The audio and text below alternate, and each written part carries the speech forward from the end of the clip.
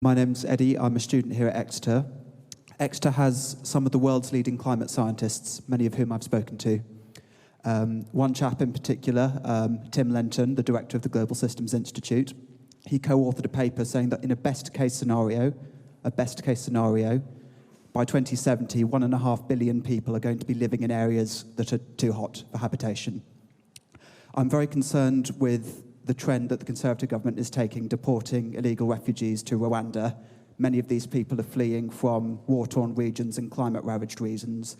So what is your response? Yes. Should we have compassion for the people that are going to be moving to Europe, going to be moving into North America, away from the tropics, which are going to become uninhabitable? Thank you. So if the question is about migration, let me say this very unequivocally. Look, our country is unbelievably special. Our country, throughout its history, has compassionately welcomed people like my family, because this is the place which gives refuge to those fleeing persecution, and it integrates them into our society better than any country in the world. And it's something that I, and I'm sure every single person in this room, is extraordinarily proud of, because you should be.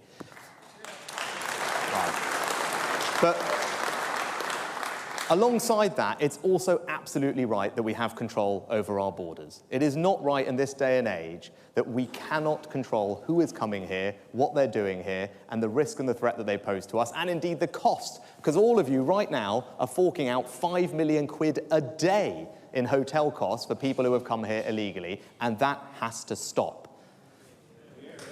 Right.